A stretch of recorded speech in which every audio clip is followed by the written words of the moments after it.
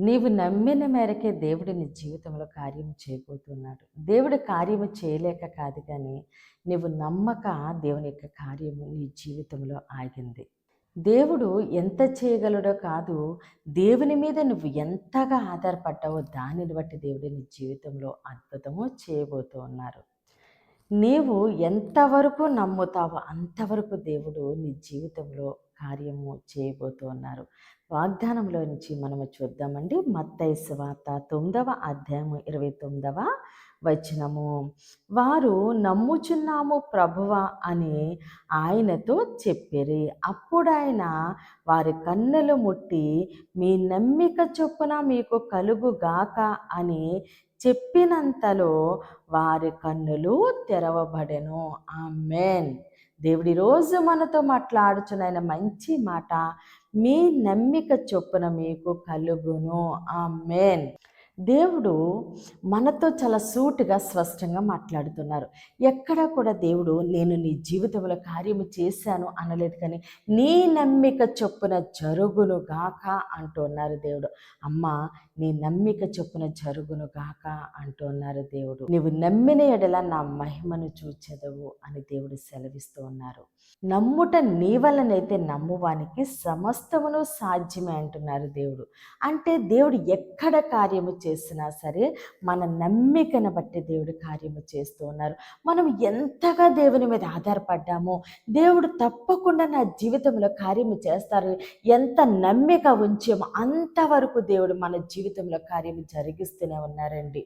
మన నమ్మిక ఎంత మేరకు ఉందో అంతవరకు దేవుడు మన జీవితంలో ఆయన అద్భుతాలు, ఆశ్చర్యాలు, గొప్ప కార్యాలు, స్వస్థతలు అన్నీ జరిగిస్తూనే ఉన్నారు. దేవుడు ఏ కార్యము చేయలేక కదండి. ఆయనకంటే అసాధ్యమైంది ఏదీ లేదు. ఆయనకి సమస్తమును సాధ్యమే. కార్యం పొందుకోలేకపోతున్నాము అంటే అది మనలోనే లోపము, అంటే ఎక్కడో అపనమ్మిక, అవిశ్వాసము. అందుకే దేవుడు అంటున్నారు, నమ్ముట నీ వలనైతే అంటున్నారు. నీ విశ్వాసమే నిన్ను స్వస్థపరచును అంటున్నారు. దేవుడు ఇక్కడ కార్యము చేసే ముందు కూడా అంటున్నారు, నేను ఇది చేయగలనని మీరు నమ్ముచున్నారా అని వారిని అడుగగా. ఇది నేను చేయగలను నీ జీవితంలో, ఈ అద్భుతము నేను చేయగలను, ఈ ఆశ్చర్యమైన కార్యము చేయగలను, ఈ గొప్ప కార్యము నేను చేయగలను, నేను నిన్ను స్వస్థపరచగలను, నేను నిన్ను లేవనెత్తగలనని నీవు నమ్ముచున్నావా అని ఈరోజు దేవుడు నిన్ను నన్ను అడుగుతున్నారు. మన నమ్మిక చొప్పున దేవుడు మన జీవితంలో జరిగిస్తున్నారు. నమ్ముచున్నాము ప్రభువా అని చెప్పినంతలో వారి కన్నులు తెరవబడెను. కాబట్టి మనము నమ్ముచున్నాము ప్రభువా అని మనం మనస్ఫూర్తిగా ఎప్పుడైతే దేవుని మీద ఆధారపడతామో, దేవుడు అంతలోనే మన జీవితంలో ఆయన ఏ మాట అయితే ఇచ్చారో, ఏ వాగ్దానం అయితే చేశారో ఆ కార్యాలన్నీ ఆయన జరిగించబోతున్నారు. కాబట్టి మనలో ఎక్కడైనా అపనమ్మిక కానీ అవిశ్వాసం కానీ ఉంటే తీసివేద్దామండి. పూర్తిగా మనము దేవుని మీద ఆధారపడదాము. దేవుడు మన జీవితంలో మన నమ్మిక మేరకు ఆయన కార్యాలు జరిగిస్తుండగా సమస్త ఘనత, మహిమ, ప్రభావాలు మనము దేవునికి చెల్లిందామండి.